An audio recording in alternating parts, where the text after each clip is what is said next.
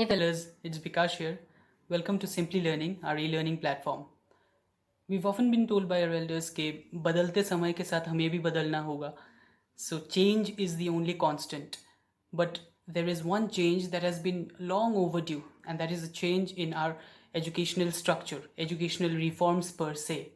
And that is something that has happened extremely recently, and we shall discuss about that topic, about the new education policy of 2020 and EP 2020. That will be the crux of today's video. So without any further delay, let's get started with the actual content of the video.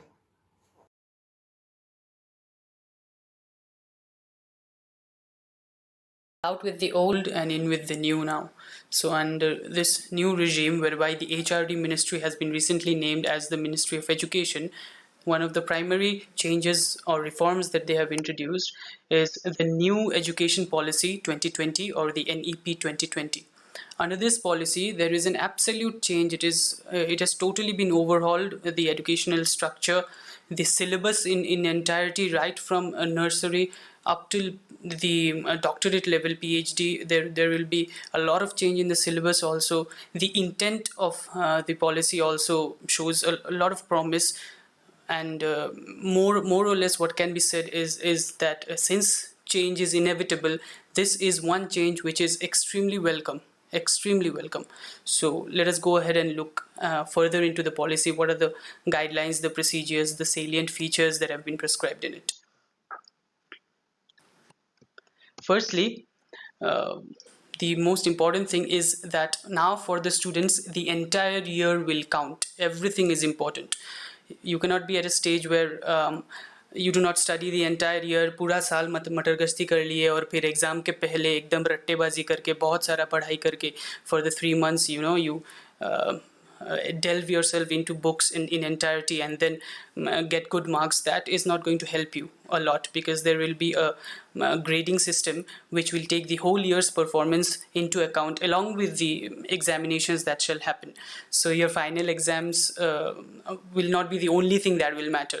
The entire year's performance, bunking classes, that also will not be a very easy option for you. So you have to be careful with that. All the students from initiation up to the doctorate level. The second thing that we need to take care of, as you can see in the screen, is that there will be a lot of impetus put on applied and experimental learning. The basic system of learning where you just open your textbooks and just mug up what is there, that is going to change. There will be a lot of application into the things that you are going to learn. ऐसा नहीं होगा कि physics के student हो, electric bulb भी बदलना नहीं आता, you're a student of accountancy, but when a real cash book is shown to you, you do not know the difference between that and an attendance register. So that is not going to happen. Political science पढ़ रहे हो आप, लेकिन कभी एक debate में भी आपने participate नहीं किया, वो नहीं होगा. That is not going to be possible anymore. So applied and experimental learning, absolute impetus will be given on it. At least the initial documents of the policy say so. And based on all of this, what can be gauged is that the syllabus will be light. It will be light in the sense that there will be less of texts and less of memorizing stuff. It will be more understanding based, knowledge based. So that is more or less the crux and the intent of the entire policy. The next thing that you have to be wary of, and in fact some students will be very very very happy about it, is that you can choose whatever you want.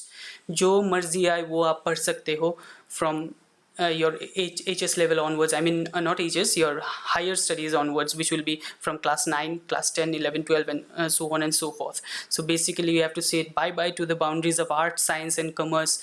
Often I mean मुझे भी ये सोच आता था कि मैं accounts पढ़ रहा हूँ, लेकिन यार what is happening in the cosmos, I want to think about that also, कि दुनिया में क्या हो रहा है, ये तारे इतने दूर क्यों हैं, why is the light of a star that is already dead coming to me. But I am a student of accountancy and I cannot gather any academic knowledge from any institutions based on the other field in which I am interested. But ये बदलने वाला है, ये अभी और नहीं होगा. you can choose any combination of subjects. So a student who is studying political science can go up and choose political science along with physics. कोई biology पढ़ रहा है उसके साथ accountancy पढ़ रहा है, कोई economics पढ़ रहा है economics के साथ वो जाके debating कर ले रहा है. Somebody is studying music, along with music they are studying an absolutely variegated plethora of subjects like economics and stats. Mathematics ले लिया, mathematics के साथ आपने vocational training ले लिया. So there is absolute multidisciplinary education. This is going to be introduced, and it will be beautiful. I mean, I'm sort of sad that I've passed this educational structure, my phase of education in life. I wish. Yeah, I could go back to those days, but for you guys it will seem like कि अभी तो Star Trek शुरू हो गया, looking 10, 15, 20 years ahead in time. This entire structure seems so. I never had, in my wildest of dreams, thought that this would come into reality, but it has. After this, what is important is that it is a very, very good news for students who understand the concepts, whose basic intention is to grab the conceptuality of what is being taught to them. And it is very, very bad news for those who those who love mugging up rather. So ये जो रट्टेबाज है, आपका तो दिन गया, आपकी नैया डूबने वाली है, एकदम बर्बाद होने वाले हो आप लोग. अपने आदतों को बदलो and start understanding the concepts, and that is the route to the future. और jobs वगैरह में भी बहुत difficulty होगी अगर आप लोग वैसे नहीं पढ़ते हो. And this is not just for the for the people who are students now, even those who are into the job structure or looking for jobs right now. These people who will study in the new regime will come as competition in your work lives as well. So you'll have to compete with them, bring yourselves up to their pedestal, because they'll come with a lot of applied and experimental learning and knowledge. You've got to say tata to 10 plus 2, the structure of metric कर लिया, उसके बाद 11 12 पढ़ लिया, that is gone. Now there is a new structure of 5 plus 3 plus 3 plus 4. So that's 5 plus 3 8 plus 3 11 plus 4 15 years of studies up to your HS. There is a new structure. The entire structure has changed. In fact, what we can understand from this structure is that the right to education also, which was compulsory for ages of 6 to 14, has now been changed to 3 to 18. So even students from the age of 3 to 6 also, who were not there in the right to education bracket before, have been inculcated in this bracket. So it is a beautiful change. It is almost in tandem with the global norms also. So under this system, what has happened is, as you can see in the screen, that for the ages of 0 to 3, there is no schooling. However, there will be parental guidelines that shall be issued, and the parents have to, ideally follow these guidelines in how to rear their children up. For ages 3 to 8, there will be two structures. Students for the first 3 years will be taken to preschools or anganwadis or creches, as we call them. Thereafter, class 1 and 2, they'll be given basic knowledge of language, of how to speak, how to communicate, writing stuff, A, B, C, D, and all of that. उन सब चीज़ों में ध्यान दिया जाएगा. After that, from the ages of 8 to 11, you will be sitting for classes 3, 4, and 5. In these 3 years, the stress will be on your fundamental knowledge about certain subjects. However, the most important thing that you have to notice here is the stress that has been laid on mother tongue, regional language, local language, and these have been almost made mandatory up to grade 5. So teaching shall be done in mother tongue also, or in the regional language, whichever curriculum the schools want to take up. After this, the fourth stage comes, where for ages 11 to 14, the students will be in class 6, 7, and 8. There will be a lot of application of the knowledge that they had acquired up to class 5. The real life application of that will happen. Coding shall be taught. Coding, जो चीज़ हम लोग सोचते थे कि या class 11, 12 में बच्चे सीखते थे, वो भी जो computers लिए हुए हैं, they will start doing it from class 6. So this is another way for you to understand that the path is towards technology. It is a tech savvy educational structure now.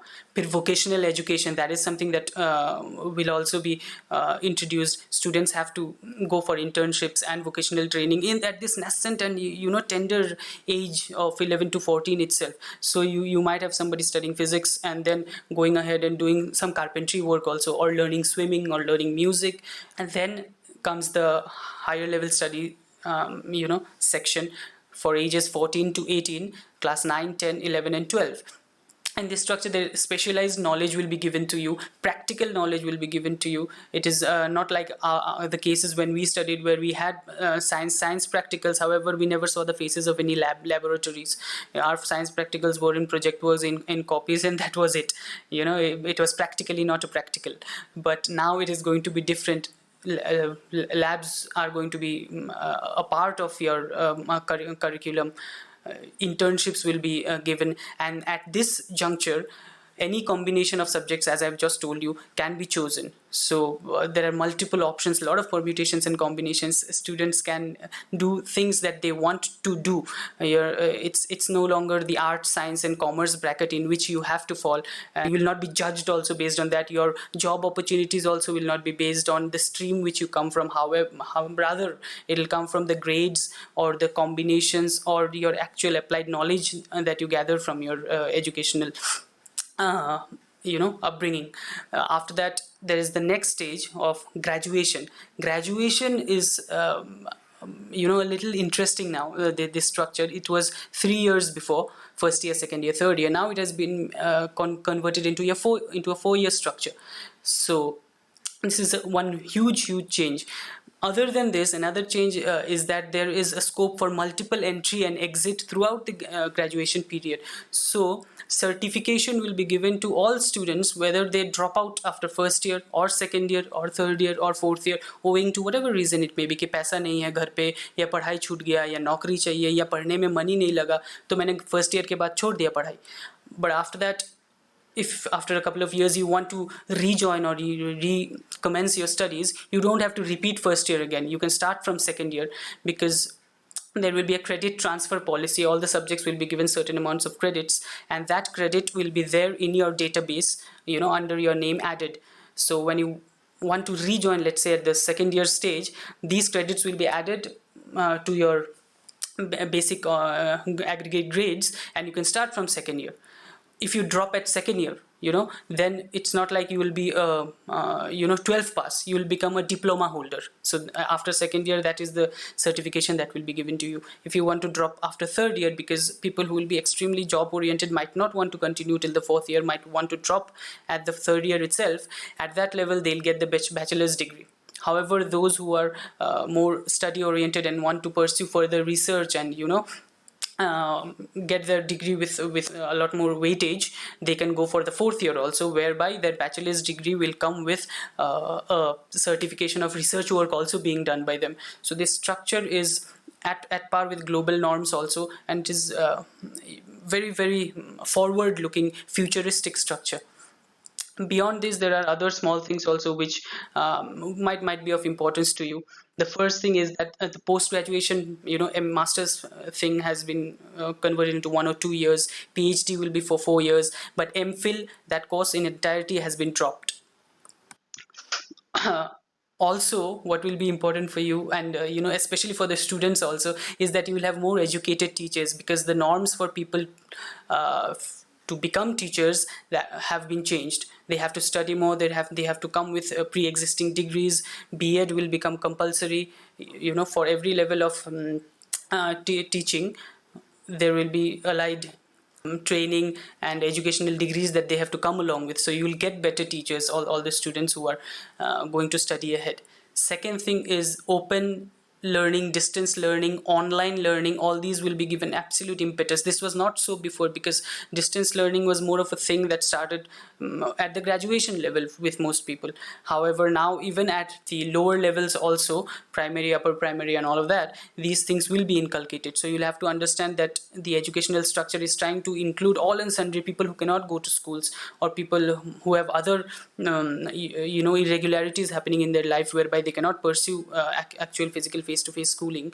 These options shall be available to them, and the entire curriculum is almost being directed towards digital world, digitization of education, whereby e-content will be made available. All the database, the books and everything that will be studied by the students will also be available online from where they can study. So that is the e-content part. Virtual labs will be open, whereby institutions that do not have labs of their own can avail those virtual labs and teach their students. So everybody will get almost similar type of education. So it'll not be a scenario where X and Y are sitting for the same exam for the same class but having different level of education being imparted to them. So that disparity hopefully will reduce, and over time, as there is more polishing of this policy and implementation also happens, I think it'll be better than what it is today, and it'll be better than how the curriculum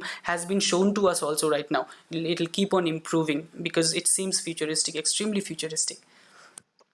The next thing that might interest people a lot, personally it interests me also, is that there will be a cap on the fees that will be charged by private institutions.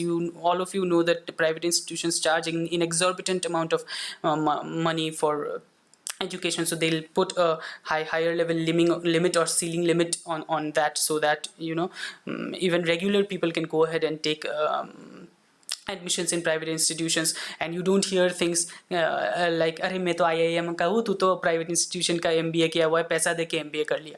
Those ideas, those thought processes hopefully will change. It'll take time, everything takes time, but it will happen. It is an approach towards a broader light. Another thing is that cash-based transactions will reduce. A lot of impetus has been laid on it any which way through the finance acts and the reforms of the government. They have also introduced this in this particular bill also. Fees and all of that preferably shall be taken by these institutions on through banking transactions and not on cash-based transactions. This will reduce the influx of black money into the system. So that is another good thing. Beyond that, what needs to be known to you is that these affiliation systems of UGC, AICTE, NCTE, their grading system, this school is first, this school is second, all that over time will be phased out. And a regulatory body of HECI, which is Higher Education Commission of India, that will be established, and that will take up all these responsibilities. So you will not hear cases like, अरे तू तो UGC norms follow नहीं कर रहा है, अरे भाई तेरा तो ऑर्गेनाइजेशन AICTE अप्रूव्ड नहीं है, एफिलिएशन नहीं है, तुझे जॉब नहीं मिलेगा. These problems hopefully as time elapses shall be nullified. After this, there are some other things that you need to know. You need to know the purpose. The purpose of this entire policy primarily, I think, is to increase gross enrollment ratio, whereby the number of students who are enrolling for education shall increase. The intent of the government is to have a GER, that is gross enrollment ratio, of 50% up to 2035 for higher education, and up to 100% for the lower and upper primary education by 2025. That is what I believe. And the next thing that they are intending to do is to have equitable and inclusive education, whereby everybody is included in the educational structure, in the sense that no SC/ST is left out, no Dalit is left out, or no OBC is left out, or economically backward classes are not left out. Regions which are a little backward, they are not left out. All of them are going to be included into this structure. At least that is the intent on paper. The next thing is the 100% youth and literacy program that they are trying to implement through the policy, whereby adult literacy is something that will be given impetus. And this is something that is very nice, because the unskilled laborers, the unskilled, in fact, the unregulated territory of Indian employment, that territory has a lot of people who are not literate, and that hampers our service sector, that hampers the product that that our employed youths give out. So if this also can be achieved, 100% literacy, then a lot of positive change shall happen in our educational structure, in our national diaspora in itself. Another thing is the National Assessment Center, which will be known as PARAK. So the acronym is Parak. That will be established. Through this center, the grading of students will be done. The exams also will not be held for each year. I believe it shall be held for class 3, class 5, class 8, class 10, class 12, graduation, all years. So the examinations shall be held on those years, and the grading will be done through the center known as Parak. And the grading will be not very subjective basis. It will be more objective basis grading. And the question papers also, as I've just said, will be subjective come objective. Questions will include both things, so that students who are into cramming things up, learning everything by heart, without understanding, for them it will be difficult. People who have a knowledge of the concepts of things that they are studying, they will have a better scope with this particular curriculum that is being introduced by the government of India. So that's it for today, guys. And please go ahead and like our pages on Instagram, Facebook, and YouTube. The links are given below, and you can see it on the screen also. And there's special information for the students who are enrolling for our classes, physical classes in Meghalaya, and the online classes all over India. Our classes shall commence from the 5th of August. So please go ahead and start off with the enrollment and admission procedures.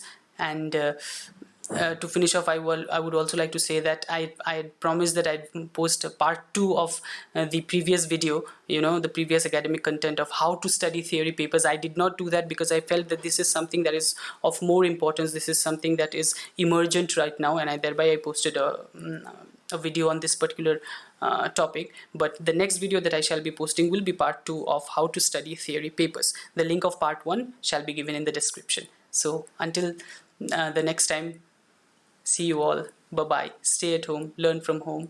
Namaste.